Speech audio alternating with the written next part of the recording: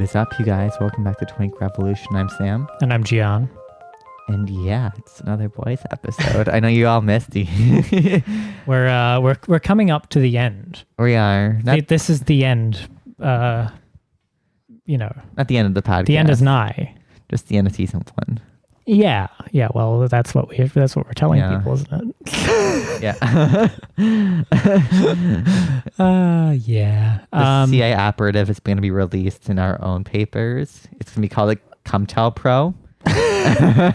Well, yeah, that's what what we're waiting for, and the reason season 1 is sort of coming to an end now, awkwardly at our very next episode. This is episode 68. Episode 69 will be the end, 1 year after we started, and you'll notice that the House Intelligence Committee appropriates spending on a sort of 1 year cycle that runs about sort of October through October. So, that's why we are forced to, unfortunately, to cut our podcast into seasons. Yeah, instead of MK Ultra, where prostitutes drug people with LSD, we're actually forcing gays to stop doing drugs to make them into capitalist pigs. True. MK small business owner. MK bottom.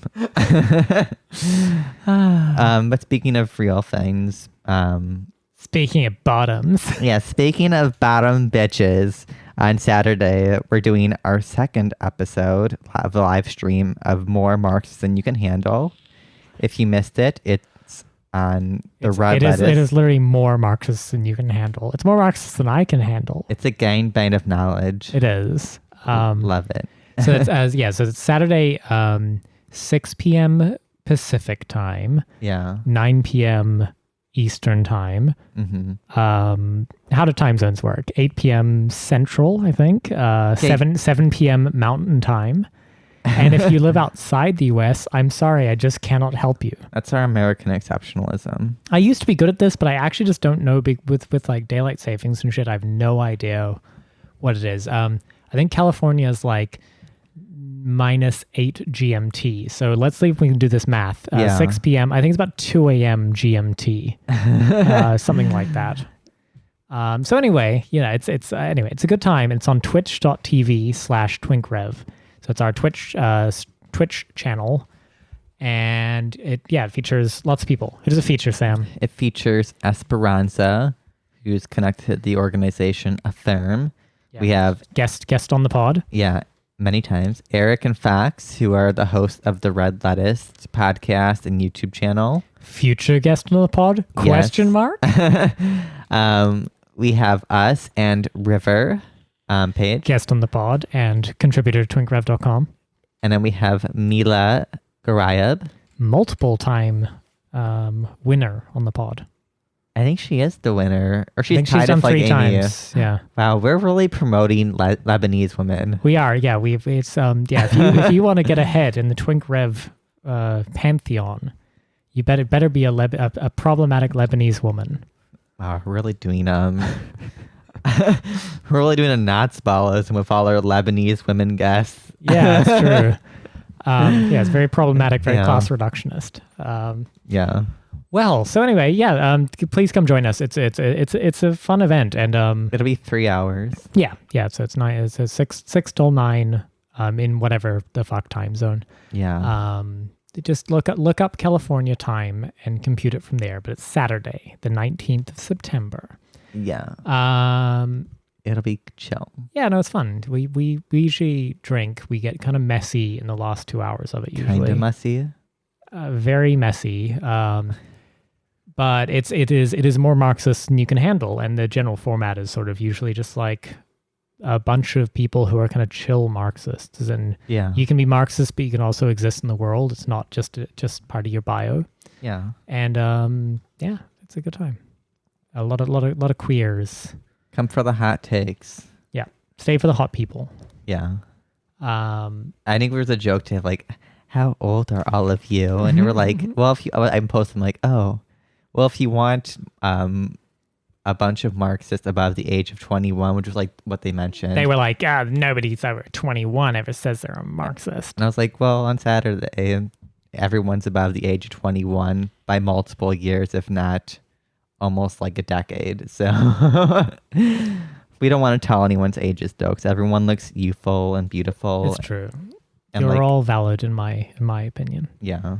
Can we give a gardening update? Yes, go for it. Yeah. Yeah, how's your garden been? Thank you, Sam. Thank you for asking. Yeah. I appreciate that. Asking the important questions as journalists. The plants are doing great. The tomatoes looking wonderful. The lettuces are like sprouting wildly. They weren't doing so hot the last week. They were getting eaten a lot, but now I've cracked the code. Well, which was wasn't the plant a sun lot of lettuces or lack of sun? Yeah, there was no sun. So the tomatoes last week, with the lack of sun in California, which we might talk about in a moment, I think. So California basically had a day or almost 2 days without any sun. Mm-hmm. My light meter in my garden said it was dark in the middle of the day. And so my tomato plants were very unhappy. They were looking a little, they were kind of droopy. They were droopy, but they had been so tomato plants do this thing where they give a burst of growth right before they bloom. Yeah, which is very late in the season. It's like a dick. It is like just shoots out. Yeah, exactly. A last convulsion. And unfortunately, not all of them, but about half of them did that right when there was no sunshine at all and no light for 2 days. And it made them very unhappy. The sun basically cock-teased them. It was like, I'm going to get you there. And it was like, oh, I'm going to actually have to go now. It was a ruined orgasm for my tomatoes because the growing tips of them were all very droopy and sad, but they're all looking good again. They've had some full days of sun. They grew a lot too. They did. They're all like a couple of feet high now. And they're tall and rigid. They are firm and thick. Yeah. Earthstein. Somebody asked me on Twitter, they were like, wow, your growing season's so late. It's like, no, I started this in July. It was a terrible idea. I wasn't going to grow anything this year, but I quarantine started dragging on so far that I had seeds that I had kind of thought about planting and that I couldn't go to a garden store or anything. Yeah. And so I did this all very late, but the Bay Area doesn't really have a winter, so it'll be fine. I'm just waiting for the end days to actually like come full throttle and the locust swarm to just like eat everything. I learned from River recently, one of the like signs of the end days is like hordes of toads and frogs. And I'm not going to, I'd kill myself. That sounds horrible. Yeah, Sam's very afraid of toads. I have buffonophobia, like legit. Buffonophobia. I didn't know that was a word. Yeah, it's a phobia of frogs and toads. Oh, yeah. Well, and like it makes me want to like cry and kill everyone. Yeah, I once went to a natural history museum with Sam that scares me. Had a frog enclosure, and it was weird. He just like kind of ran. People need to stop posting frog and toad pictures on my timeline. You're going to have constant now. Like, no. It's going to be like, you've given your secret away. If anyone does it, I'm blocking you. Yeah, insta block. I think they're kind of cute. I had pet frogs when I was young. I'm really afraid of the poison dart frogs. I'm not actually. No, it's like the really like warty big ones, like the like bullfrogs. You're just giving your Achilles heel away here, aren't you? It's more like I have to make a joke, like Achilles hole. But I had a drink or two today. Good God, yeah. All right. Sorry. Well, no, you're doing fine. No, frogs are scary. Like the end days, I'm just like, if that comes to them, I'm like, well, this is my end day. Well, anyway, so look forward to Twitter. A lot of extra plant updates. Yeah. Because it's getting to exciting times. My plants are blooming. They are. But will we get tomatoes? Tomato flowers. Well, we'll definitely get tomatoes. Yeah. Yeah, hell or high water, we're getting fucking tomatoes. Perfect. Yeah. But fires, everyone seems. Well, concerned. we mentioned the lack of sun for 2 days. It was like last week Wednesday. I think at least I woke up and I was like, oh my God, did I get up really early today? Which like I usually get up at like noon because I'm unemployed and life sucks. The crack of noon. And I was like, it's so dark outside. Like, is it like early? Did I wake up? Am I productive? And then I like peel through it. I'm like, is he orange? I'm like, what the fuck? Because like no one warned us that the sky is going to turn like. Well, I don't think anyone knew. I mean, it was no one knew. So I woke up at 8 or something. Like my alarm went off. I had to do work. 8 a.m. Thank you. Some of us still have jobs. I don't think it's a real time. No, it sounds made up to me, honestly. But no, I woke up and I literally thought it was like 3 a.m. I thought I had like fucked up my alarm or something, and I was so confused because it just looked like nighttime. It fucked my circadian rhythm up for sure. And to be clear, we've been dealing with smoke, wildfire smoke in California for weeks now. I mean, it's just been kind of coming and going. I think it was early September. What is it? It's mid-September now. So yeah, certainly like the last week of August, we were already dealing with, kind of like haze, and you'd wake up and it would smell like smoke outside. Have a headache or a sore throat. Yeah, sore throats and burning eyes and shit. And if you went outside for too long, you would sort of feel faint, like a sort of hemophilic Habsburg air or something like that. The dream. Yeah, we had to we had to have a fainting couch installed. Oh my gosh, I miss Heather Habsburg. Yeah, where is she? I don't know. She's gone. That's weird. Come back to Twitter, girl. Yeah. No, it was awful. Like, I would wake up and just have like horrible headaches. My throat would be like not so much sore, but like dry and like irritated, or my lungs would be like very like tight. And I was like, I'm very paranoid about disease. So I'm like, oh my God, I got the COVID finally. I'm gonna die. Like, yeah. And it's and to be clear, the reason we didn't do a podcast yesterday was because I went outside for a little too long the day before and just kind of felt faint, and I had to retire to my fainting couch. He was frail. I don't know, it's like weird, like boudoirs or whatever you call it. What are those weird beds called? Like a hospital bed? I don't know. No, like the ones for like you lay down. Like a fainting couch? Yeah, fainting couch. I've used the joke 3 times already. Jesus Christ, Sam. No, but what's the real term for it though? I think it's a fainting couch. Oh, I thought there was like a fancy term for it. A chaise lounge? A couch? A Chase credit card lounge? Well, my roommates have one, kind of, and it feels like shit. It's like I might as well sit on the floor. You were asking the wrong person. And then our dear friend of the pod, Peter Coffin, they tweeted at me, I think, a photo of some bridge on fire in Northern California. Like it's like 300 miles north of us. Yeah. But it's a horrible photo saying like, you guys okay down there? And everyone thought it was the Golden Gate Bridge, which it was not. To be clear, San Francisco is not threatened by fire. I was like so confused. I'm like, I don't think there's flames right across from the Golden Gate Bridge. There's never fires like... No, it looked like hell on earth, the photo. And it turned out it was a real photo. I didn't know what it was. I woke up and Peter had tweeted at me. Yeah. And which was very sweet for them to check up on us, honestly. Mm-hmm. But we are fine. We're just complaining loudly. And my tomato plants are not happy. The most important things, really. What I found was annoying, besides like my eyes burning and the air destroying my lungs. Like if I'm going to destroy my lungs, I'm going to smoke cigarettes and be sexy. I'm not going to do it with like lung damage from like climate change. Yeah, I would love it if the wildfires went through a sort of like a menthol patch and a tobacco field. I'm gonna start throwing menthol packets into this like fires to make everyone have like fuck your nanny state laws, menthol cigarettes for all. Well, Juul Labs, which is a San Francisco based company. You know, they're having a lot of trouble. They've laid off a huge number of people because they've been burn them. Well, no, that's the thing. They've been frozen out a lot of markets. Yeah. Because they can't sell flavored tobacco to children anymore or whatever. And I'm to be clear, I'm pro vape niche. I think vaping is wonderful. I was a long time smoker. I smoked a lot of cigarettes. I think children smoking is cool. I'm just kidding. Well, I mean, I was a child smoking. Keep in mind, I was a child smoking, and I switched out to vaping. And I gotta say, you know, for all the Philip Morris ownership or whatever, it is definitely I can breathe when I walk upstairs, and I smell much better. You do. So I'm a fan of the vape, honestly, as a quitting smoking method. I don't recommend anybody start smoking. It's bad for you. But for one, vaping's not a sexy activity. Like, no, it's deeply uncool. Like for one, don't start smoking for aesthetic reasons, but like definitely don't vape, because vaping's like the least sexy smoking. No, and that's kind of what I think is good about it is vaping is sort of like the international way of saying like, please don't fuck me.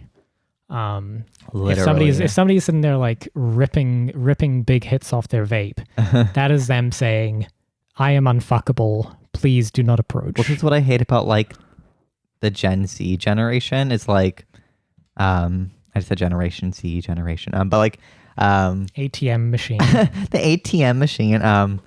But some of them started smoking vapes when I didn't smoke before. It's like, who are you impressing? You look like a dumbass. Like, you're sucking a robot penis. Like, this is the issue if like robot blowjob machine. The youth is like, they're so So many of them are so lame. Like, They're not very edgy. no, they're not. It's like, they become centrists in order to appear edgy, because that's like the edgiest politics you could have as a 17-year-old today. their edginess is like doing like cottage core while vaping, like ripping a vape and like Ripping a vape and putting up Harris Biden lawn signs. and like spending like 12 hours a day on Twitter talking about, I don't know, like J.K. Rowling. It's like, she's not relevant anymore. Shut up. Like, you weren't even around when the first Harry Potter movie was born. Yeah, you were born after the last Harry Potter book was published. Like, shut the fuck up. People were like, how many of you, people on 9/11 recently were like, how many of you were around when 9/11 happened? I'm like, holy fuck, there's adults who haven't been around during like the Twin Towers. Oh my God. I remember that happening, and like, I wasn't old. I was You were like, a child. but I remember like it happening. It's like, in fairness, I was kind of a child. I'm like, oh, you were one? Like,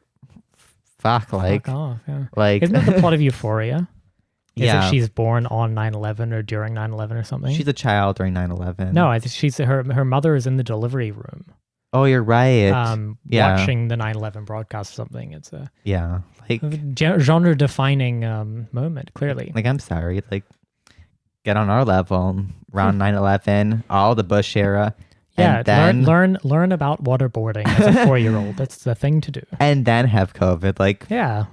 this is why everyone's so mean to the old people. It's like, well, you know what? Some of them lived through 2 pandemics and like multiple world wars. Yeah, every time people get all Everyone like, mean it's to only them. killing old people, I'm like, you know what? The olds are Michael cool. Parenti is old, and I love him. Yeah, the old are like the last ones or vestiges of like, for one, the left, but also like insightful knowledge, which people don't seem to care about anymore. And it's like, I want to hear about like the last people who like lived in like the Soviet Union or like, Well, or Eastern even Germany, who or, like, remembers the times when there was unions in America. well, I've no living soul anymore, surely. No, but even things like when not Reagan, Nixon Yeah. was being called a fascist. Oh my God. There was somebody, a friend of the pod on Twitter who's, it's escaping me today, but if you're listening, thank you for the sending it, because it was great.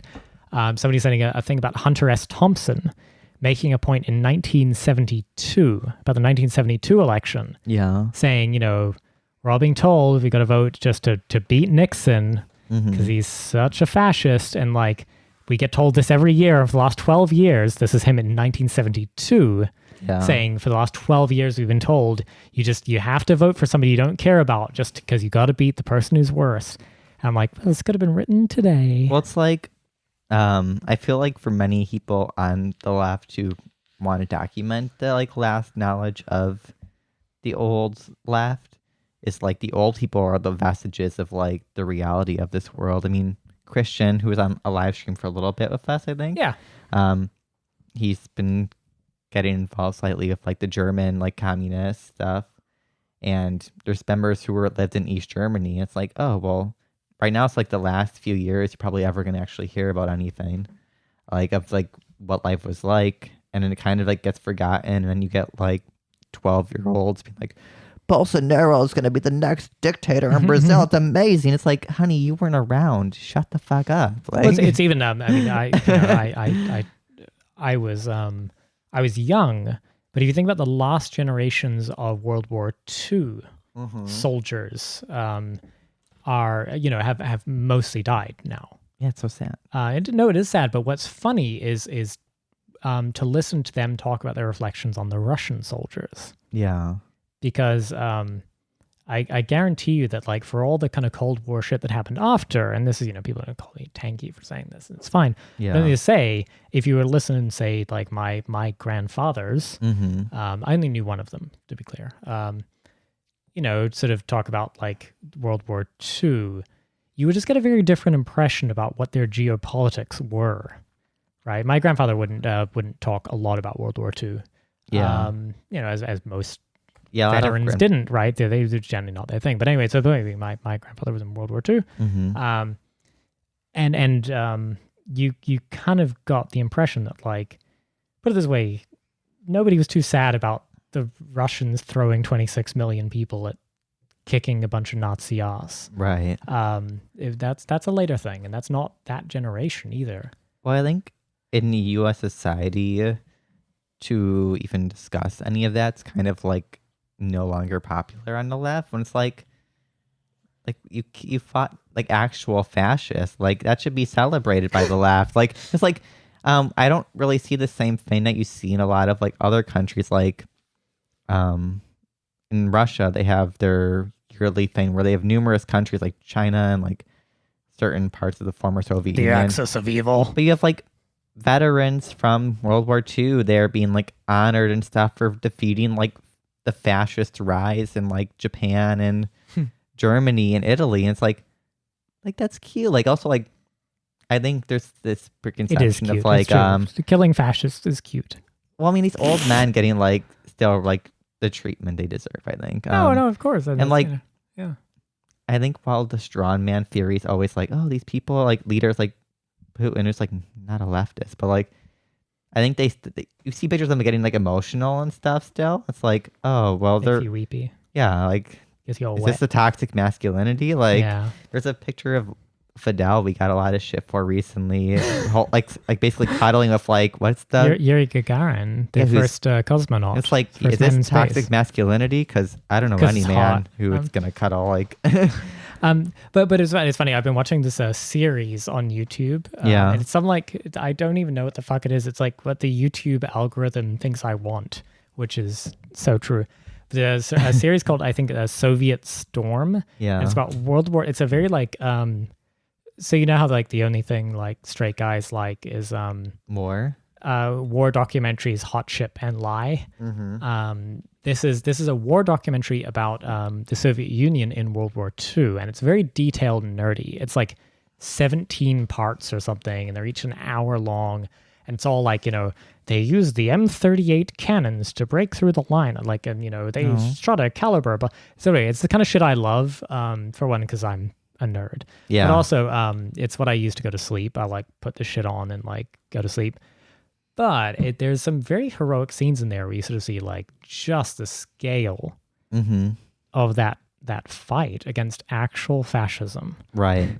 You know, these are real Nazis, not toy online Nazis with bad opinions about video games or something. Mm-hmm. And I don't know, it's heroic. I gotta say, like, I mean, it's just there is something inspiring of the level of commitment people. You know, these are military engagements where sometimes 180,000 people, Russian soldiers died in a single battle.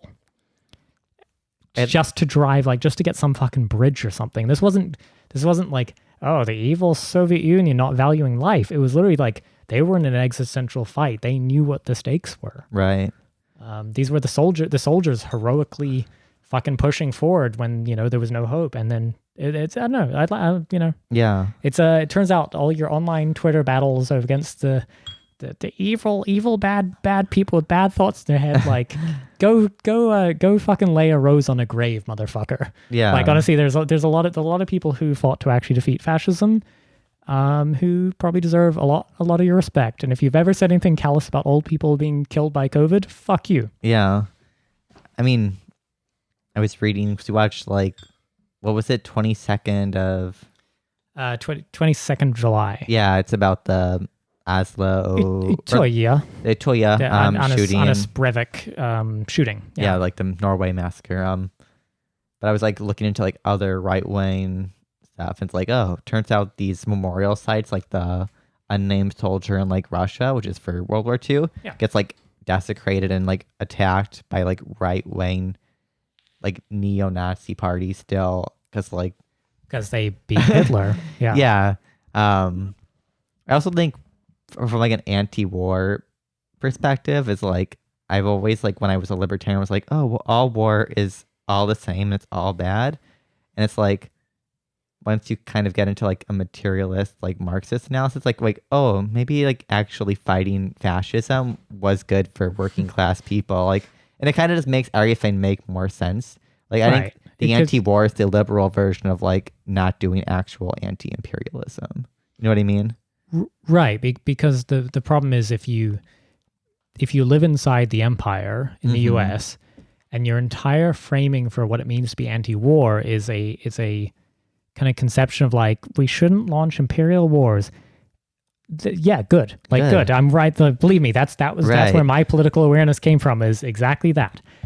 However, if you then start trying to extend that to the Red Army just trying desperately to hold the fucking Nazis off, and being like, wow, actually, both sides are bad. Pulling the Trudeau, what is it like? We have to think of the victims of the twin evils of Nazism and communism. But Gian, you just gotta wait for the Nazis to actually enter the Soviet Union. You just had to leave like the rest of Eastern Europe to like be taken over by. Well, they did. They got all the way to encircling Stalingrad, but like people think and that's Leningrad. the way to do it. It's like, oh well. No, I just absolutely hideous. So anyway, the point being, I recommend that Soviet Storm documentary. It's all free on YouTube. I'm sure it's pirated or something, but honestly, it's really kind of amazing as a very detailed history of the Eastern Front, which is a history which I know. Did you get any World War II history in school or whatever? Yeah. But I assume you got like the Pacific, like the U.S. involvement against Japan or something like that. No, it was more Europe. You got the Western Front, surely. We didn't really learn. I didn't learn about. Did you learn anything about what Russia was up to? No, I had no idea. Even I learned only like a year ago that China was involved in World War II, and that sounds really stupid. But we literally never talked about China being involved fighting. No, well, all the stuff about Japan and Manchuria, and what you would not realize, and this is one of the ones I found surprising. And sorry, this is I know we're like 25 minutes into an episode, which was going to be about other stuff, but fuck it, we're on a rant here. This is what animates me, and it's our fucking podcast. Fuck yeah. So I didn't realize that a lot of troops got redeployed. From from European tellings of history we call the Eastern Front. From basically where Russia and Germany were clashing, and Russia sort of took Berlin, and then sorry. Now here's pandering to the gays at least. So the very famous Russian general is Zhukov. Okay, but I always just read as Suckov. General Suckov. So anyway, Zhukov, cool guy. Anyway, so the point being, they redeployed a huge number of troops to Siberia and Kamchatka and to basically go and push the Japanese out of Manchuria in China. Yeah, it was horrible. Yeah. So anyway, the point being, it was not only the U.S. that massively redeployed to the Pacific after World War II. So what we're saying is, all you twinks, go suck some World War II veteran dick. Go suck a veteran's dick right now. Yeah. They deserve it. They fought fascists. You better get on that. Yeah. Respect your granddaddy. So despite that long fucking rant about World War II, you're supposed to talk about the wildfires. The important things, that was my personal Battle of the Bulge. To be fair, I've been thinking about it a lot, like the whole anti-war versus imperialism kind of rhetoric. Yeah, because so many people are like, I'm anti-war. No, we were meant to be moving on to fires, Sam. Yeah, we're back on our bullshit. Yeah, so these fucking fires have brought out the dumbest woke lib stupid shit. Because I see everyone's like, California has too many people. No, it's not just that. It's like the whole, what was it, gender reveal party? The whole reason. I'm sorry. You know what caused the fucking forest fires? Dry lightning. Gender reveal parties. The gender binary caused it. There was one fucking gender reveal fire party started, but there's 30 or 40 fires that emerged throughout the West Coast. And most of them are because of the dry lightning, because there's no lightning here except for rare times. And that's what caused all the fires. Well, yeah, it was dry lightning and a tinder brush sort of it was unusually warm and dry. Yeah. The heat waves. And then the thing to notice is that this surely transcends sort of gender reveal parties, only because Washington State's on fire, Oregon's on fire, California's on fire from top to bottom. It's a dumb woke version to be it's to me, my understanding. So forest fires in California and other parts of the U.S. are a big deal because for such a long time there was no controlled burns, which is necessary to the landscape. So many parts of the land haven't had fires in over a century, and now they're some getting of the ones that are on fire now had not burned for 100 years. We talked to a person who was oh yeah, this forest fire up in Sonoma. Hadn't had a fire in 100 years, which is ridiculous. Like they're supposed to have many fires, like to like prevent these giant fires. I like there was a tweet. Somebody was like, "Oh, the redwoods have survived the fires. It's a symbol of hope." It's like they're meant to. Yeah, they literally are designed this way. It's pageantry of this weird, like, dipshit anti-science, like, Green New Deal mindset. I don't mean like a green, like I think a Green New Deal in the sense of like building up infrastructure to like reduce greenhouse gases is good, but like this idea of like, oh, there's smoke and there's fires here. It's the same reason that the fires are so big. It's so annoying, and they're deflecting the blame on this gender reveal, like binary. It was like, no, it's in fairness, a gender reveal party with a pyrotechnic is the stupidest reason to start a forest fire. But like, the real issue is... That's how you start your controlled burns instead. The real issue is most of these states have been run by like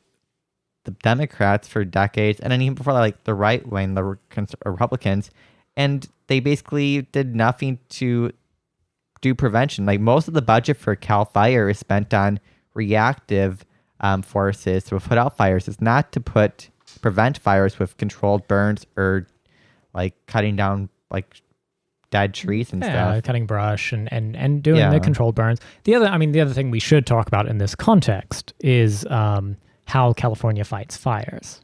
It's bad. It's prison labor. Oh yeah, and they can't fight right now. They're all in like lockdown. Because they're all locked down for COVID. Because our prison system is nonsense. California's prison system. Keep in mind, California coasts on its cruisy West Coast lib vibes. I mean, California has a huge incarcerated population that one of the few jobs is firefighters. Is firefighting. And people have actually pushed to prevent people being released on, what is it called when you're getting paroled. Because they're because better they need useful. Firefighters. And once you're released from prison, you can't become a firefighter in California. Well, Newsom just signed a bill. Oh, our governor, our dear governor, wow, San Francisco machine Democrat Gavin Newsom, just signed a bill that says that there's something, and I honestly haven't looked into the details. But the idea being that it has been noted for many years that these are, dangerous felons. Who then go out and do incredibly fucking brave, hard-ass work of trying to, keep... many people died. That's the problem. And they get paid absolute slave wages. And I don't mean that to cheapen the institution of slavery. I mean it to cheapen the institution of incarceration. I think it's less than $1 a day of just grueling, back-breaking work of being sort of dropped into fire zones and having to build fire breaks in just choking air. These people are just doing like incredibly fucking valiant and heroic acts. But also, it is slave labor. Like no, it is. It literally is like this is incarceration. They are deprived of their liberty and then basically forced to work. I don't think anyone should shy away. But like, oh, there's no slavery. I'm like, there's an exception. People who lose their freedom because they're like prisoners to become fucking slaves. Like So anyway, the point being that these people never had a path to then actually maybe say you get out of prison, you've served your debt to society, and then you are not eligible to serve for any fire department.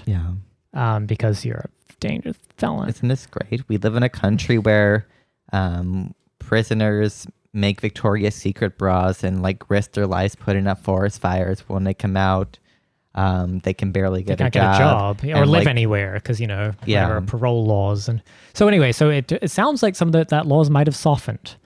And I don't know the details. If you're a Twink Rev listener and you know a little bit more about this, please let us know. Hit us on Twitter. Because honestly, I mean, I just don't know enough. But the point being, I mean, what a fucking no-brainer that is. Honestly, if you're good enough to go out and fight forest fires and protect lives and property the rest of the fucking time, then good God, why not?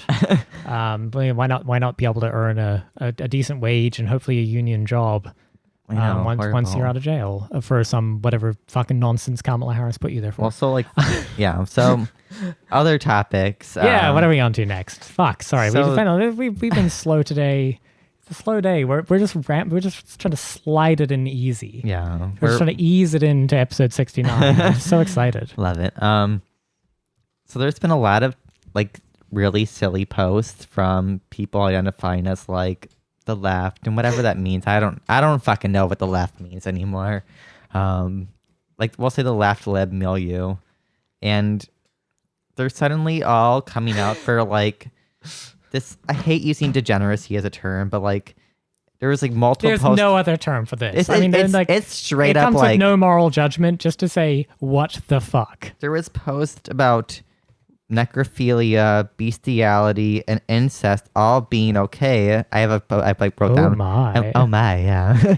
And I'm like, who the fuck is this for? Like, yes, it's been a real one on the online left. Like to me, this is like this is libertarian bullshit. There's like, I'm gonna tell a story. So in the for the Center for Socialist Society, which is like an anarcho-Marxist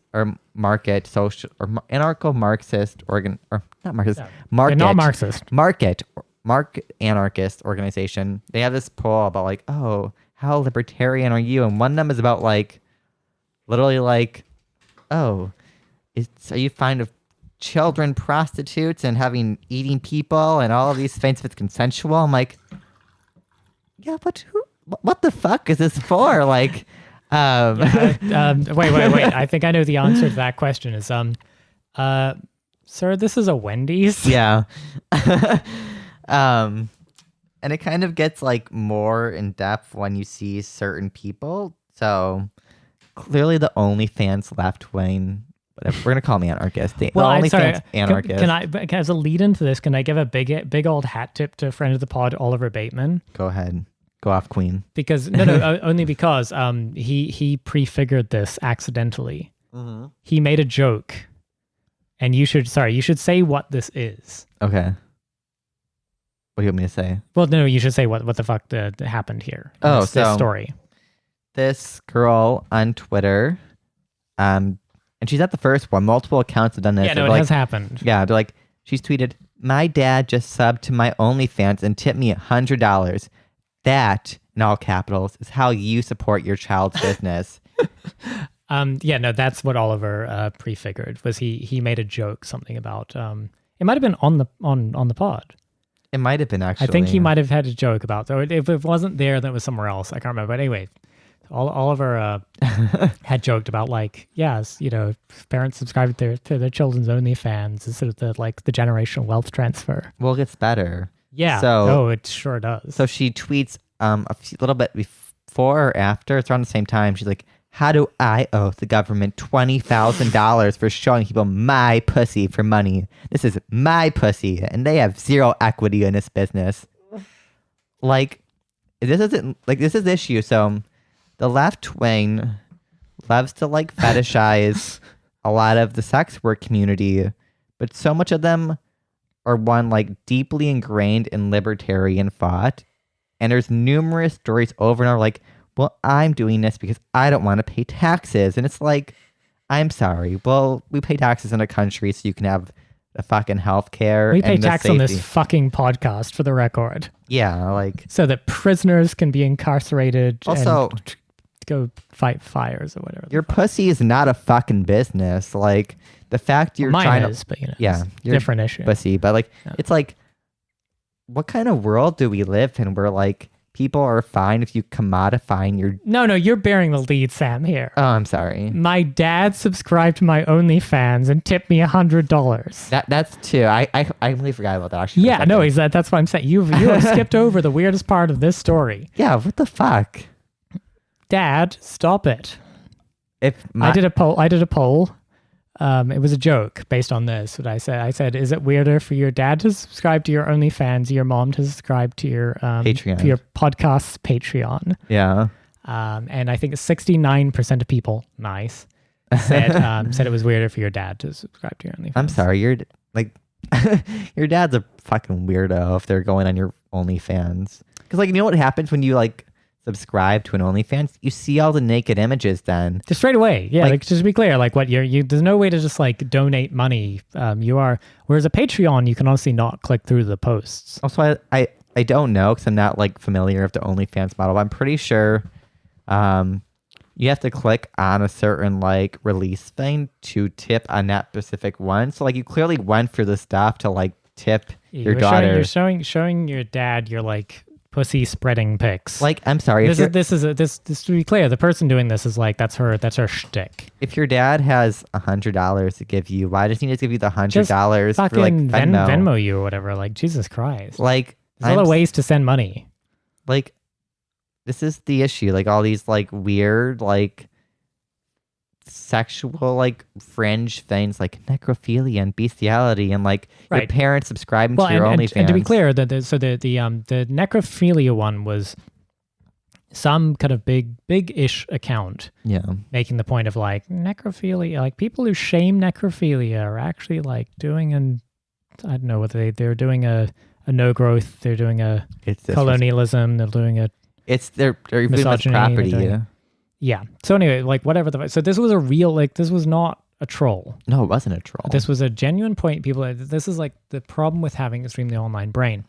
The problem is this came back to back. So the girl being like, my dad, I showed my dad my pussy for $100. Yeah. Came off the back of another story, which was a father and a son, both of whom are straight, I believe. Yeah, they're not gay.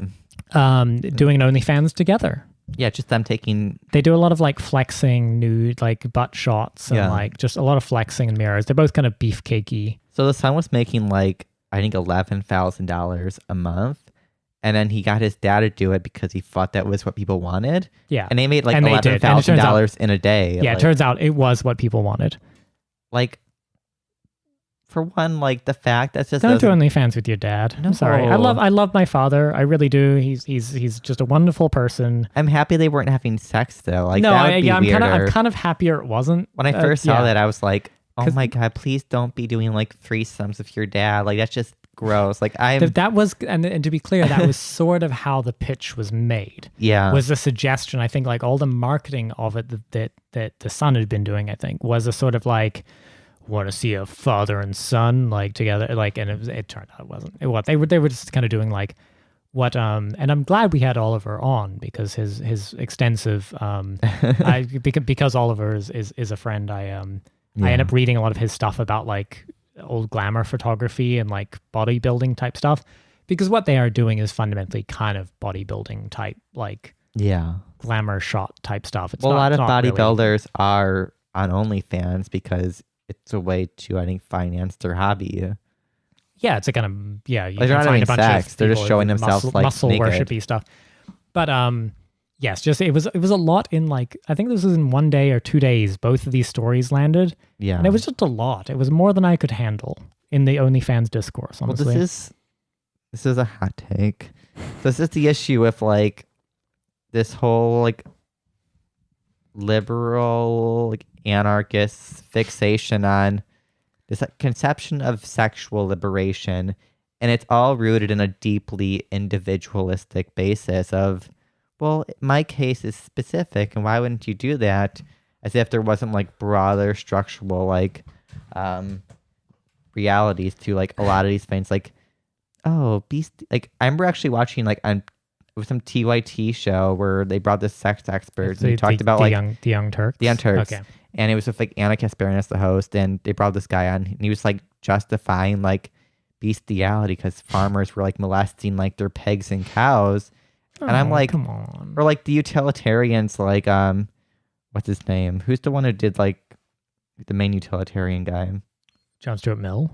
No, he's the one who basically like created like conception for like the or animal rights ethics for PETA. I don't remember his name. Peter Singer. Oh. But he like just like, he's not the main utilitarian. I was right. I had one philosophical reference ready to go. Thank you very much. But in regards to the animal rights rights person. Okay. He was also like, certain cases of like sexual enjoyment of animals isn't always bad. And his examples like a girl riding a horse and having like an orgasm. It's like, sure. Like, what is this? Like, who is this for? Like, like to me, Like, normalize not asking deep philosophical hypothetical questions. like if you want to alienate like working people, like this is how you do it. Like, oh, not even working people. Jesus Christ, who is this for? I think the rich people are fucking weird. No, this is fucking nerds. No, I think rich people are fucking freaks. No, they're busy trying to fix like fuck foxes that they've just shot or rich whatever. people were the ones who did all the incest. It wasn't fucking working people in the peasantry classes. It's true, actually. Yeah, no, like rich people are always the ones who kind of like go to the extremes. Like they're the ones who have like the skull and bones and fuck like Native American skeletons and shit. Like this is what happens when you have way too much money. You become like a weird sexual degenerate. Like, like this is my issue. Is like, oh, so much of this weirdness is being like tied in with like LGBT stuff. It's like, no, we're actually just regular people. Like, we're not like, I don't want people to fuck dead people or fuck animals or I don't know, I mean, fuck their cousins. Like, that's weird. I think that's the thing is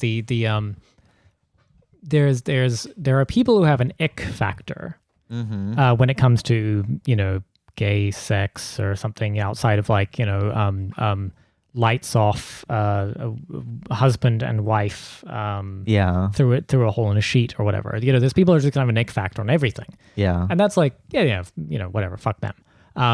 The point is that like there are certain social taboos that if you're transgressing them, you should not be perhaps surprised that people have a pretty visceral revulsion.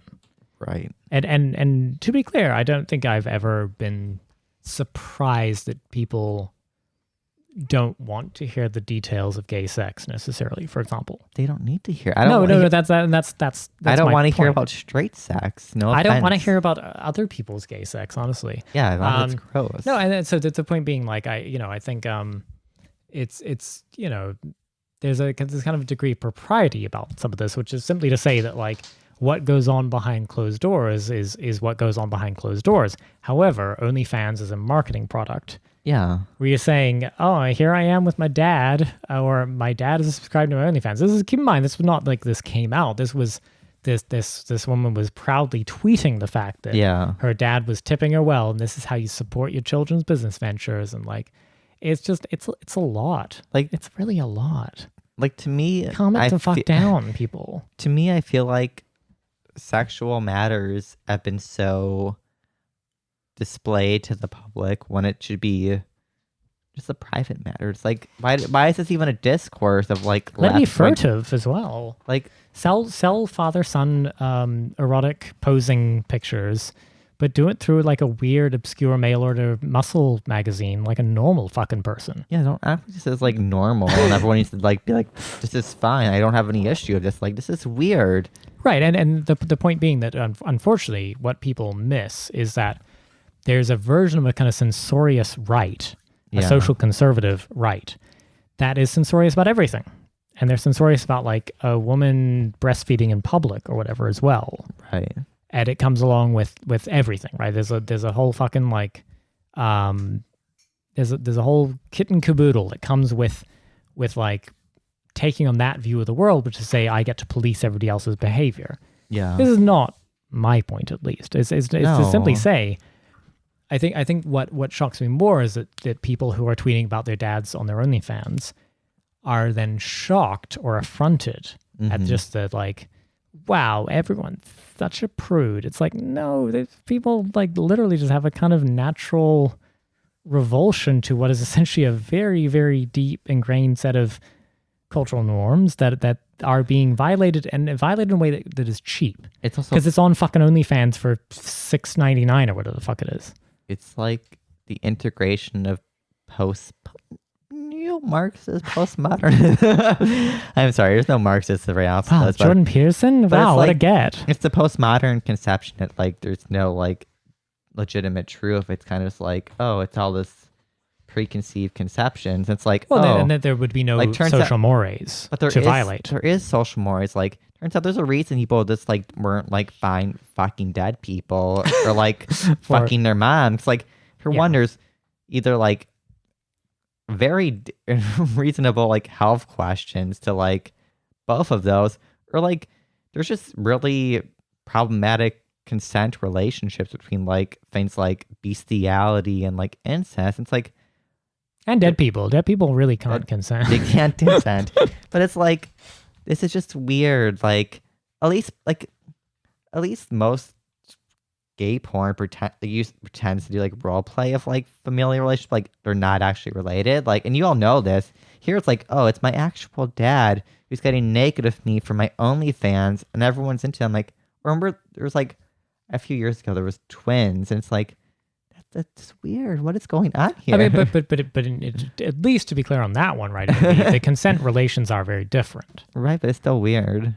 No, I mean, then that's the thing is, I think that particular studio, I think it was Bellamy that did that. Bellamy, yeah. Yeah, I mean, they were playing on the fact that was totally that was a transgressive. Yeah, it was very transgressive. Right, but I mean deliberately. And so the point being, they put that out into the world, saying, "Look at us being transgressive. Here, it's a the final taboo is broken. It's like twins." Gay twins fucking each other or whatever. We are the situationists. No, I'm just kidding. Yeah, no, I mean, no, but at least the thing is that was the marketing of it. No, it was very weird. Was the kind of the OnlyFans version of this is a very cheap kind of matter of fact, like under sterile clinical conditions, a sort of like, my father subscribes to my OnlyFans. That's just weird. Are you enjoying this yet, fellow consumer? Also, her pic was really like, it's all vile. It's all vile. And then the fact that she's complaining about paying taxes. $20,000. If she's paying $20,000 of taxes, do you remember what state she was in? I don't know. They didn't say. I'm trying to think. Like, I assume California. That means she was earning probably $200K in a year. Yeah. Cry me a fucking river.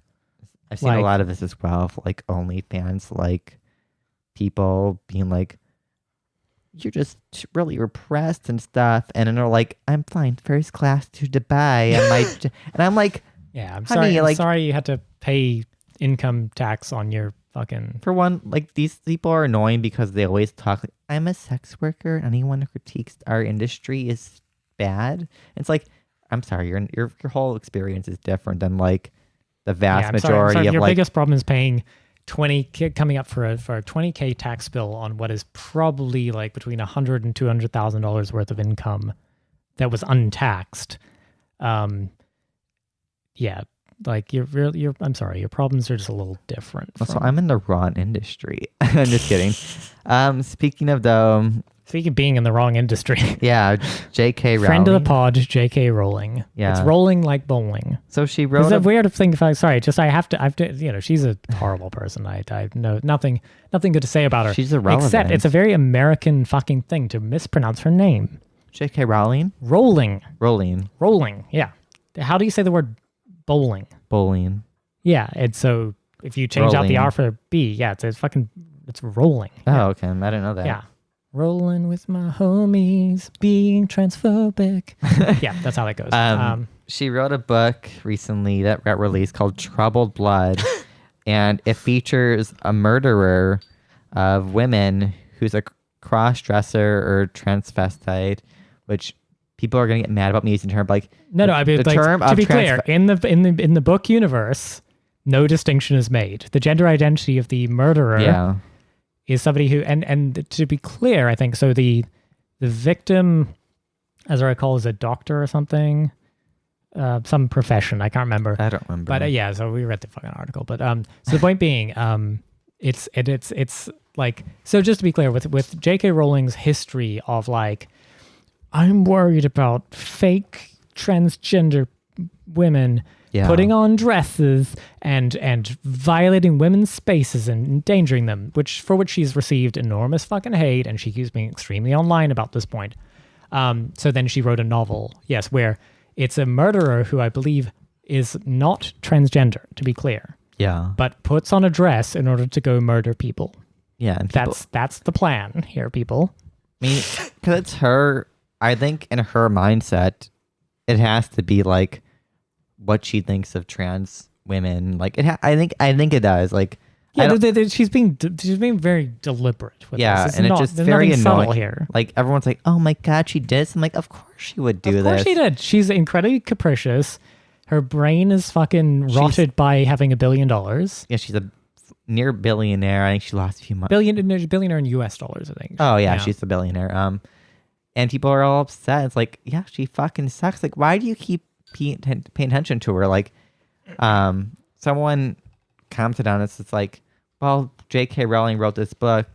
Like, murders of trans people has gone up 70% in places like Brazil. It's like, oh, fuck off. No, but it's like if we're gonna actually talk about like what's actually harming trans people, I'm pretty sure it's not this fucking book by like no. For one, it's not even. No. It's not even under her name. She wrote it under a man's name or what her idea of like a man's name is, which is like. Is she cross-dressing as an author now? What the fuck? Yeah, well, it's like, why would you not use your Is she doing that to violate women's spaces or men's spaces now? Is she worried the name J.K. Rowling is like not going to make her book sell a bunch? Rowling, I'm sorry. This is my antipathy and pride is simply saying that name is never pronounced Rowling. Oh, sorry. But it's like, this book is not going to be the thing. For one, no one's going to read it because it sounds like it sucks. But like, I mean, no, it's also not the thing that's going to like... A bunch of weirdo fucking like turfy Harry Potter fans who literally didn't give a shit about Harry Potter except just loves J.K. Rowling's opinions on gender or whatever. Yeah. Are going to rush out and buy it. And like the crucifixion of her as like the most visible version of a polite upper middle class version of being unkind to trans people, and people being like, we must slay the dragon, like, yeah, fuck off. She doesn't matter. She's an irrelevance. But holy shit, it's kind of funny that she just like she couldn't help herself. Well, it's also really annoying. So many of the articles at the end had to be like, well, she wrote a piece about this, about her experience of like sexual violence and why she thinks this. I'm like, I think Mila wrote a piece for us. I want to plug Mila Grab wrote a piece on Twinkrev. But like, it basically is like, she actually calls it an example, but it's like, stop weaponizing this thing. Like, turns out like you're using your tragedy to be weaponized against and often the most vulnerable people in society. Like there was recently like 3 trans girls like attacked in Los Angeles and West Hollywood. It's like, oh, like, really, who's the biggest threat? Wait, sorry, I don't mean to deflect an entirely serious point you make. Could you say the name of that city again? West Hollywood? No. Los Angeles? One more time? Los Angeles? Thank you. Is that what it is? It was just that was very confusing to me. You were saying Los Angeles. That was baffling. Sorry. Anyway, yes, no, that was a horrific attack, and kind of motivated by, as far as we can tell, an actual transphobic malice, right? I mean, which, put it this way, J.K. Rowling also is, but I don't believe she's going around beating the shit out of I think poor trans people just minding their own business. I think people who, or at least think they are fighting for LGBT rights, are doing the easy thing of arguing against J.K. Rowling on Twitter, when like the reality is that's not stopping the murders of trans or gay people or whatever anywhere. Like it's like it keeps going up. Like it's not going down. So like, what are you doing? You're just doing victory points to like, I care about trans people by fighting against J.K. Rowling. People burning Harry Potter novels. But guess what? In most of the world, it's going up, and I'm doing nothing. Like you're doing nothing to stop it. It's really irritating. And to be clear about our our perspective here, I've said before, uncritical support for my trans brothers and sisters. Right. Agreed. It is easy to get into a hole, right, where yes, if one trans person online behaves unreasonably, then that tars all. I don't give a shit.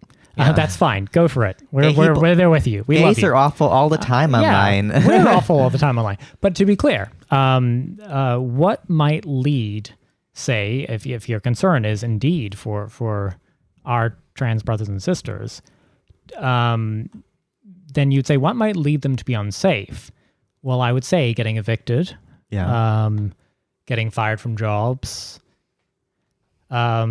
being caught in horrible situations familially, things like that, right? These are very different material conditions that we actually know how to influence. We have the tools to influence those. And so if what you're fixated on is kind of cultural bullshit, I'm sorry, you're just not doing the work. Well, literally these people are the same ones who supported Warren and were like, yeah, she said all the people who were murdered. I'm going to read your names from the rose fucking lawn or whatever as I order another drone strike. You've done nothing to help trans people by saying the names. Like, they need real material policy. We need real things that actually, for one, protect trans people from like deep-rooted precarity and like poverty, but also like you're not raising up a society that's like gonna have greater tolerance to like difference and stuff. Instead,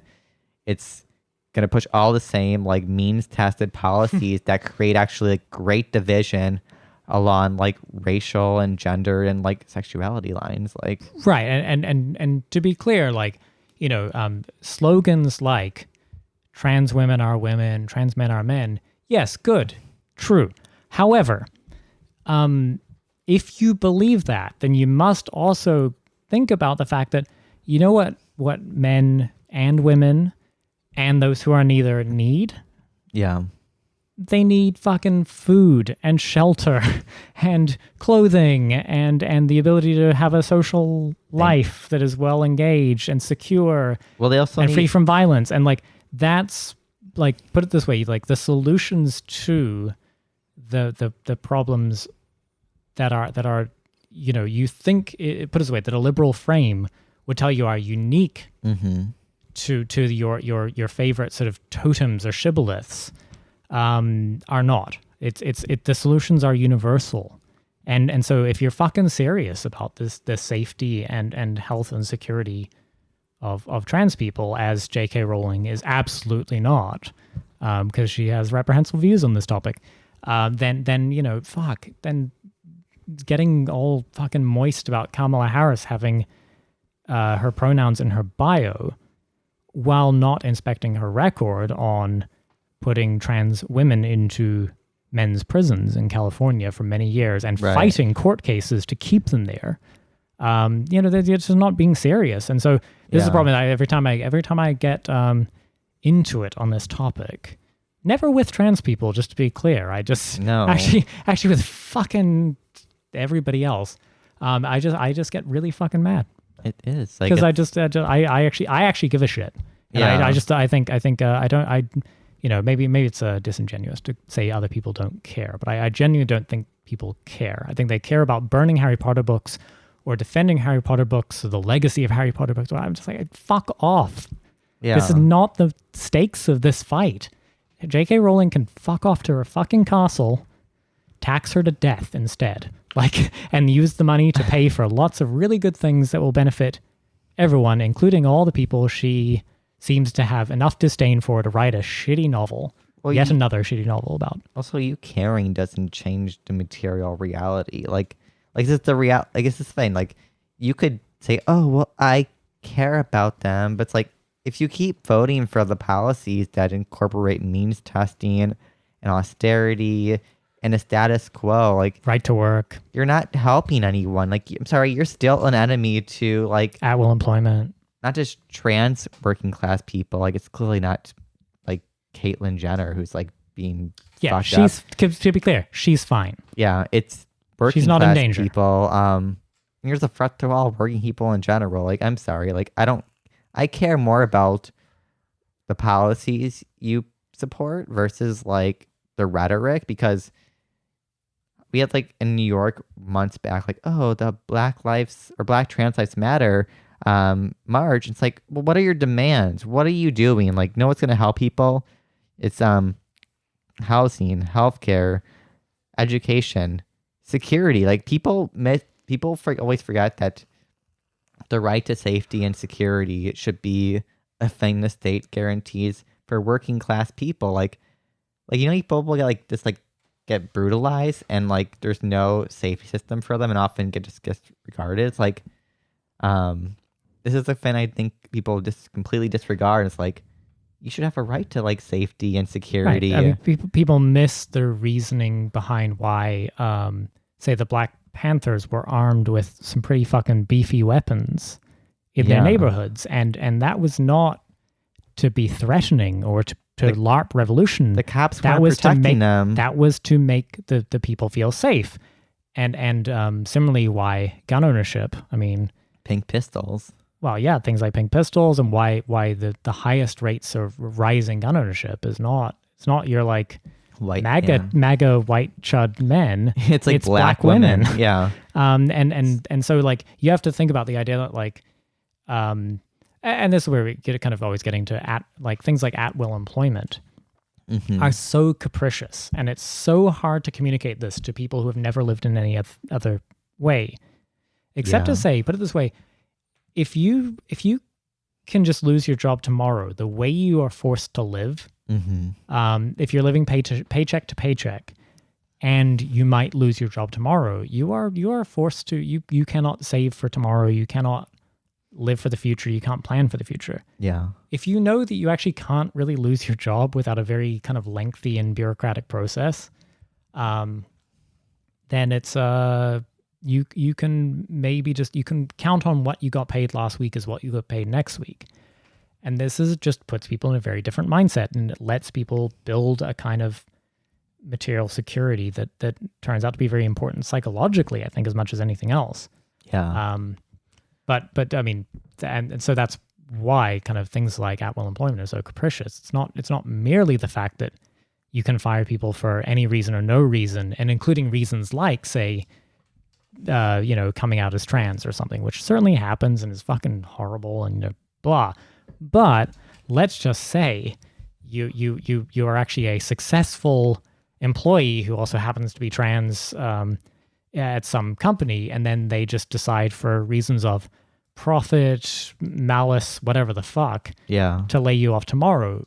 Clearly your life is different as a result. And even if there is a law like, oh, you can't fire someone for being gay or trans, they can find a million other reasons. They can find so many other reasons. No one really fires anyone for the reasons they say. They'll find a reason if they don't want you. No, people manage people out. And so the problem is that there's so much of our kind of the resistance to getting rid of at-will employment comes from a very kind of professional class where, Bob in your local fucking lawyer's office is annoyed that Sally, the paralegal, is very hard to fire. Yeah. Because they have an HR department that's risk averse, and so they won't fire Sally even though she's deeply incompetent and horrible and turns up late to work or whatever. Keep in mind, in those workplaces, the people, my hypothetical, professional lawyer, Bob, really just wishes they could fire Sally. It's very different from the conditions in, a fucking sandwich shop or whatever, where it's like, oh, you folded your socks wrong on your fucking uniform, you're fired. Get the fuck out. And so this, these kinds of reforms are very, very structural material in that if the contract between an employer and an employee is if you can restore any balance to that whatsoever, either through unionization or through legislation, whatever the fuck it takes, both probably, then suddenly put it this way, being trans in the workplace gets a lot less fucking dangerous. Right. In the same way that just being not powerful in the workplace gets a lot less fucking dangerous.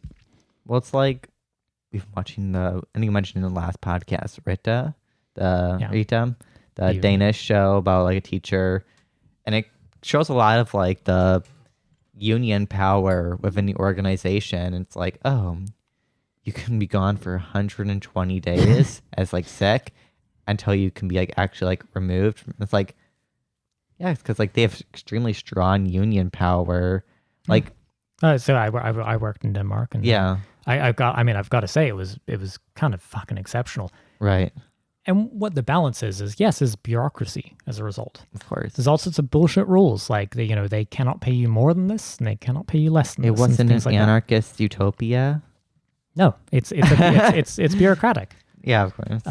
But holy shit, the guarantee that you can be like, what Put it this way, I shall tell a personal anecdote because we're just busting for the 2-hour episode today. Apparently, It's okay. They'll love it. it's fine. We haven't done. We're late. So I mean, I took on an apartment. Yeah. In Copenhagen that was put this way right at the limits of my ability to pay for. Because why? It worked for me. It was the location was right. The apartment itself was it was perfect. But it was right at the limits of what I could afford. So then the thing I then had to depend on was I was drawing a salary. It was very modest. But I had it. And it was the security of knowing I was going to keep getting that fucking salary come hell or high water. Yeah. And also, I mean, to be clear, Denmark also had very good unemployment provisions. Yeah. Partially subsidized by the unions and then partially by the state.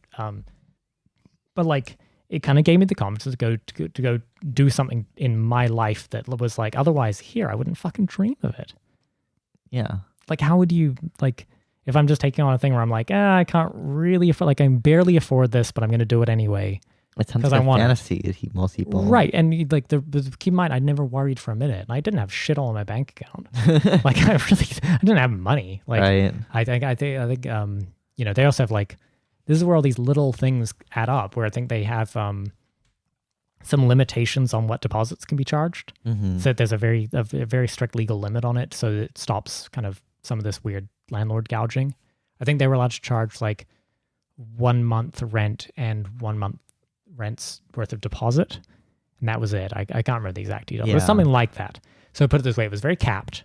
So there's no negotiation allowed. You couldn't. They were not allowed. So because in San Francisco, people come in there well, I'll pay 6 months rent and blah blah blah, and you just get priced out of a lot of apartments by people who have a lot of cash available. Mm-hmm.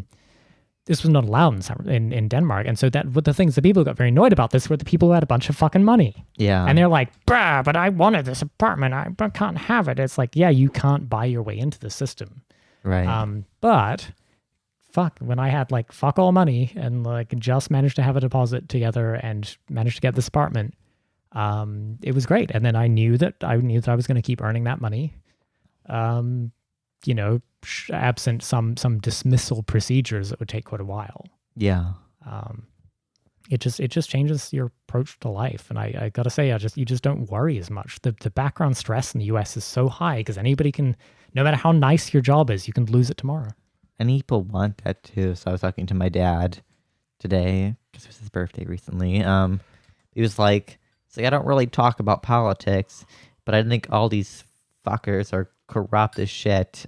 I don't get why they didn't just stop charging everyone their credit card bills and their rents and all these things. And I was mentioning all the things like Spain nationalizing their healthcare, France still paying people most of their wage and 85% or something. 83%, and freezing or certain countries freezing all of their utilities. Is I don't get why we couldn't have that here.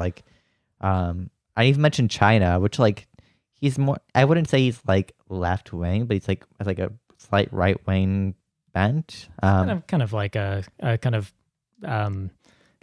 Midwest conservative. Yeah. But I was China did all these things where they had to be. He's yeah, we could have done that here and it would have been fine. I'm yeah, it turns out to a lot of working people they just wanted all this horrible shit to be over. Well, they want bad things to stop. He's tired of all the people suffering and he's oh well, we lost so much money because of all these poor politics. I'm yeah, you're right. You're not even tied into political discourse and you get all the things that are wrong in the system. Well, I mean, it was a big thing in 2008. Yeah, when obviously the banks all basically started collapsing. Mm-hmm. And there was a proposal at the time, which even people like fucking Jon Stewart was getting on board with. Right. Which is to say they needed to recapitalize. It was very clear the government needed to recapitalize the banks. Yeah. The way they chose to do it in the end was to just give the banks these giant interest-free loans, $1 trillion loans or whatever, fucking hundreds of billions of dollars worth of loans to these banks. Nationalize them. Well, no, I mean, yes, that would have been put it this way, but the people in power, people in power were never going to do that. But the other way you could have done it, yeah, because they were also trying to fund stimulus, consumers to get the economy running again. the other way they could have done it was just pay off credit card debt, as in basically say your debts are canceled. Yeah. You know, and they could do that at a premium. They could have basically said, because, you know, America at the time had a huge amount of consumer debt. Haha, even more now. But the point being, like, let's say you had some credit card debt or consumer debt or mortgages, you could simply say, the government says, okay, fuck it. Like, we're writing that down and the bank gets that amount of money back or at a discount, whatever the fuck it is. They're selling debt that's worth less than what the actual debt is worth, people. Yes, that was these particular instruments, CDOs and shit like that. But the point being, that proposal was laughed at. Of course it was. But even can you imagine, like, that's still all market logic. Yeah. Just simply saying, like, we have to inject money from the government into the banking system. Where shall we do it? Shall we give them more money to keep loaning out through their business models, or shall we pay back essentially some of the consumer debt such that consumers then have more money to go spend? Yeah. And this was literally laughed at. So like this is you know what you're up against, and the disconnect just keeps getting wider and wider. So anyway. So our last topic, the CIA, Jacobin, wrote a horrible piece. It's why liberals should unite with socialists, not the right. So there's been this big campaign of the right wing, like the Republican Party, which is what like they equate to like the right, is basically trying to appeal to like liberals. I've seen PragerU do this. I've seen some other people, I mentioned an article, do this. And why they shouldn't side with the socialist. It's like... Well, I mean, so this piece, right? Yeah. At least, it starts out with a sort of refutation of an argument made in Quillette by a conservative philosopher, what the fuck that means, called Yoram Hazony, called The Challenge of Marxism. And it features the kind of classic, like, Jordan Peterson style, like, I don't understand Marxism, but I'm going to refute it anyway. Yeah. And so like, put it this way, if this person sort of frames Marxism as sort of the existence of any hierarchies, basically. Yeah. And or a concern for any sort of exploitation or hierarchy as like, that's what Marxism is. And now, like, all right, libs, you better get on board with our sort of program of like free marketism and social conservatism. Otherwise, like, you're fucked because they're coming for your precious hierarchies. Do you think it's Marxism? One of the like 4 points is like the idea of oppression politics, basically. When the reality is Marxism's based around class. It's about the class political contradiction. Economy. Yeah. I mean, and this is the thing, like... Well, and to the credit of the Jacobin article, I must say, this is a piece called, Why Liberals Should Unite with Socialists, Not the Right by Matt McManus. I said that. Sorry, I know you did. I was just repeating for those. And so I would give it credit for at least having a good refutation of the characterization of Marxism that Hazony, however you say that. You know, I agree. Gives. I agree, yeah. So it gets that far. Yeah. However, it then kind of is saying, libs, don't fall for this ruse. You can come cuddle up to a version of the left, which is just like maximal liberalism and Democratic Party radicalism. Yeah, side at the side has no political power and has actually completely counterintuitive arguments and like values compared to you. Like, yeah, I mean, like you hated the article more than I did. I've got to say, I found it completely sort of full of. I thought it was silly. Yeah, no, it's that idea. It is silly, and it's fine. As I say, it has a good refutation of an argument that didn't really deserve a lot of refutation. However, it calls to mind a more spicy issue, and I'm going off script here. We don't have a script. Yeah, we do. Are you not reading from the teleprompter? Oh, that's why. Yeah. Okay. Yeah. Sorry. If we scroll back in the teleprompter. The RT journalists want you to talk about it on. Okay. Sorry. Yeah, our CIA handlers are very mad when we don't read the teleprompter. They're going to sodomize us after. Yeah. Get waterboarded for fun. Pissboard us. So anyway, this Jacobin article, whatever. Like, read it if you want. It's just kind of vacuous. However, there was a recent controversy about Adolf Reed Jr. giving some comments about American Affairs magazine, and specifically Angela Nagel being in it. Mm-hmm. And he was essentially making a similar point, which is to say that, and to his credit, let's say, I'd say he made a much more intelligent version of the point, which is to say that, like, the right is trying to capitalize on the complete sort of left disaffection with liberals. Mm-hmm.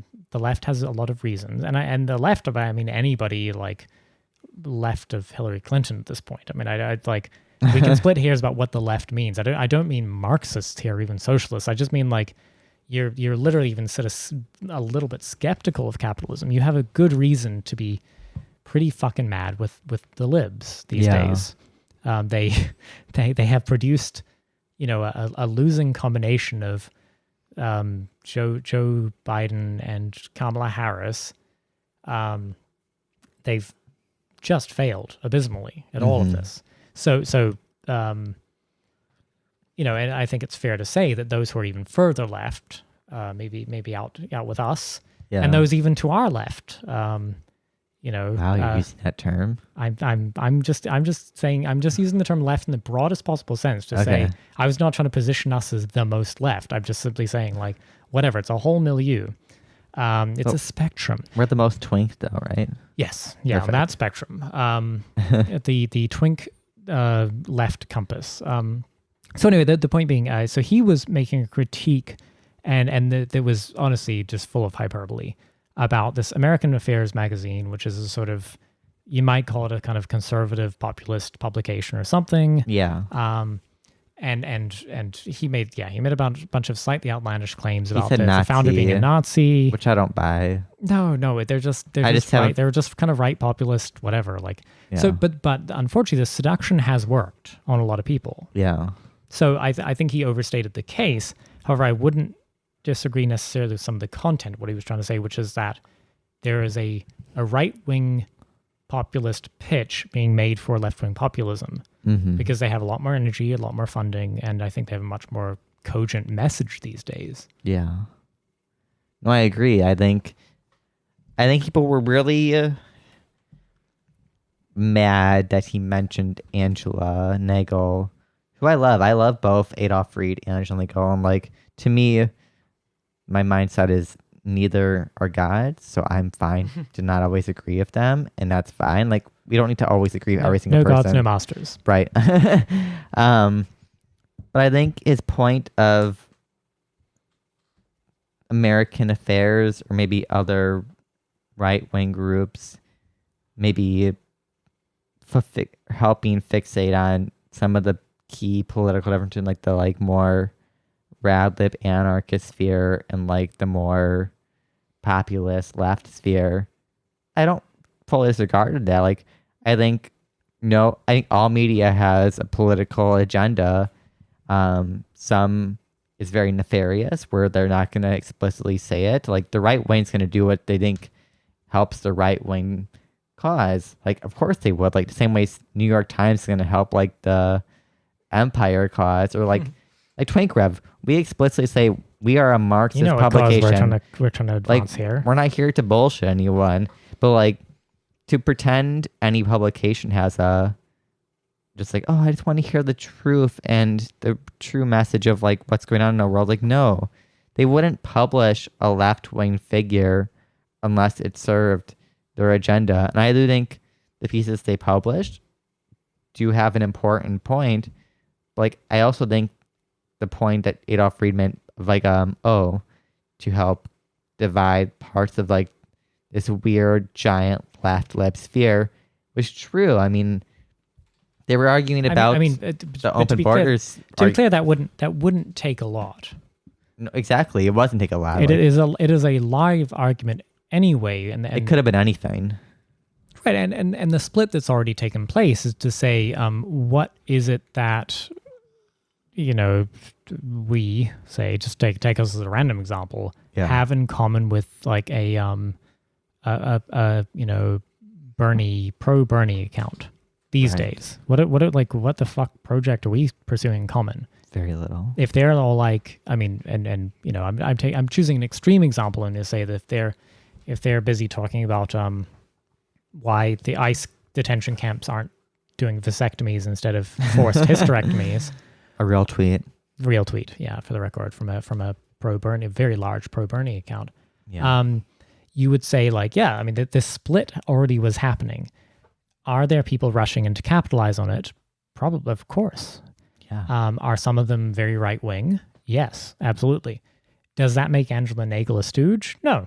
No, and I don't think any people are like, oh, they're calling Angela Nagel part of the Nazi crew. Right, and I don't think Adolf Reed ever said that. That was not what he said. He mentioned her one time. He said in passing, they even got Angela Nagel to write for them. Basically, was his point, and it kind of came without a value judgment. I think he was giving a caution to the broader left of saying the right wing are not your friends. Yeah, you kind of like just because they're acting cuddly towards you now doesn't mean they're your friends. And I to that point, like wholeheartedly agree. I've watched it multiple times, just like to really get the point. I'm like, he was not from my perspective. I don't think he was calling her a Nazi. No, but unlike some Chapo people have. But it's like, oh, he's pointing out that maybe they have an advantage of heightening like contradictions and arguments within the leftist sphere, which, like Gian said, is not hard, but like anyone can tell you some of like the Angela like piece on borders like created a great division for like weeks and months and still gets brought up. Like, it'll still get you, put it this way, just tweet out some sort of tacit support for Angela Nagel. And you will get hate. I got mass hate once for mentioning like cancel culture. I mentioned Angela Nagel, like Amy Therese. Well, I don't always agree with every single one, like, which is fine. I think that's the point. People were like lost their shit, like, you're a Nazi. And it's like, well, clearly, like, even if it wasn't intentional for that, why they chose the article, it still worked. Like, it's created more division, and the left's not going anywhere. Like, the left's it's a left that knows how to lose. Yeah. And so, certainly not the first to make that point, and only to say that, like, the seduction that is occurring the blame for that shouldn't be placed at the sort of at right-wing snakes. Yeah. It's not them. The problem is they've been fucking playing this pipe the entire time. The problem is that the left is not offering anything anymore. It was Bernie's fucking campaign, and then what came after turned into just kind of a giant pit of despair. And so, honestly, we are not running into the arms of the right wing. This is honestly like a conscious choice. I don't think I disagree with them on everything. I just simply, for me, my political upbringing and my political awareness is such that I just have no stomach for it. Yeah. But what you'll find is there's plenty of people who are still on the left giving the populist critique of what's going on, and like you can team up with them. And honestly, there's a bunch of kind of post-left people who have gone a different way and kind of, I wouldn't say they've gone to the right, but they've certainly embraced a kind of political nihilism that I don't personally embrace. But like, whatever. The thing is, they want the same fucking things for the most part, and so we're going to disagree on some stuff, and that's fine. Yeah. But, I don't know. I thought both this Jacobin article, which just had this incredibly wide-eyed, like, why liberals should unite with socialists. Like, what would be the point? Liberals are the fucking enemy. And this is the main problem with the main problem with the kind of the Jacobin project is that it's always had this very kind of like wide-eyed and wholly positive view of the kind of like professionalized liberals who have kind of polite politics that are fully supportive of capitalism and fully embrace whatever sort of cultural hegemony bolsters capitalism. But as long as they sort of like subscribe to Jacobin, they sort of use the right words and engage in the polite debate of the salon, then they're fine. And so this is another appeal to those people. And fuck all that. Stop doing this. I think also, because like I like Angela Nichols, like people like I think it says a lot actually that the right wing, maybe if they are aware of like how actual Marxist analysis upsets this left liberal milieu, like I think it says a lot about like the left in general. It's like maybe this alliance with the liberals, which is what most of the left is, isn't actually the thing we want, because we have very counter interests in what we want to achieve for working people. I think the issue is so many people, especially like in places like San Francisco, I've noticed people like, oh, well, you're a leftist. We agree on most things. I'm like, no, we don't. We actually have very like diametrically opposed viewpoints. Right. Doesn't mean you agree with the right. And no, it doesn't mean I agree. Because the right is full of fucking liberals too. No, I don't agree with the right either. But it's like, that's quite clear. I feel like, well, like, at least it's clear to me. Yeah. But to the libs, it's like, oh, we're also leftists. I'm like, no, you're not. No, like, they're absolutely not. Well, and the other thing to kind of worth noting, right, is that Marxism as a form of analysis does not inherently lead you to the modern left or right. Right.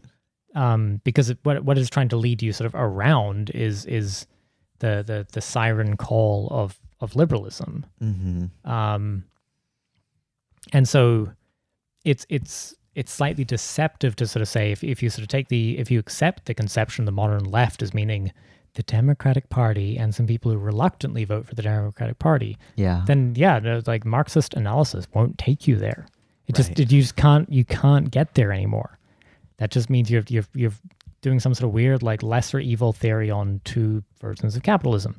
And this is a trite point. Like, to put it this way, everyone, as I alluded to, I mean, people have been making this point for decades. But unfortunately, I would, I think I share Adolf Fried's kind of general concern, even though I thought his framing and phrasing was fucking horrible, because it was hyperbole. But I mean, yeah, that getting led into the arms of a group of sort of weird identitarian rightists is not the path to a populist future. Well, any media association that's based around like the capitalist framework or profit incentive, you should always be skeptical. Like, just because you have a good journalist or so there, you still should be highly skeptical of like things like The Intercept or Jacobin or Current Affairs or twinkrevolution.com or New York Times, or like people like Elsa Brunig write for it. Like all these places, like they don't just pick people on the left to write for them because they wanted to hear new viewpoints. They always have an underlying material interest of why they would platform certain people. They have an ability to frame them or contextualize them within a sort of controlled opposition or whatever. Right. It just also I keep seeing people be like, Adolf Fried's a liberal. I'm like, fuck off. Like, I think Adolf Fried's done more to fight race essentialism in the political sphere. He's great to read. It's just like people who claim they hate the like cancel culture and the woke culture are so eager to do the same thing that group does to anyone on like the left who disagrees with them. It's like Angela Davis is like, you're a lib now, and Adolf Fried, you're a lib now, and like all these people, it's like, what they've just call everyone libs. They've probably done more for like working class classes than any of you shitting on them, calling them libs. Like maybe like they are wrong on certain things, but like that's a different statement than saying you're just a liberal. Like, yeah, just pick and choose, because keep in mind both of them now are academics. Totally. And have a whole incentive structure and a whole set of material conditions that will lead them to be very comfortable with certain conclusions. And I don't know, it's not to say their analysis is totally wrong. It's more just like, you don't have to accept people as your new gods. They're not, these people are not writing on stone tablets. You can pick and choose your own analysis and use the sharp and incisive things they have to say about some things to inform what you think about the world. But the analysis is yours and yours alone. I'm sorry, if you're accepting everything Angela Davis says at face value, then you're not. You might as well just go do Catholicism or something. Go do something fun. Right. At least get some incense out of the equation. Yeah. It's just very silly. Should we wrap it up? I think we're hitting about 2 hours. This is an epic amount of podcasting for our second to last episode. Yeah, I think that's good. I think everyone's tired of us by now. Good work. Oh well, good. This will tide you over. So episode 69 is coming out, I think, tomorrow. Yeah. Yeah, it's at the end of season 1. It's gonna be wild. Wunderbar. Yeah, we got some big things lined up for season 2. So yes. Stay tuned. Thank you for joining us. Bye.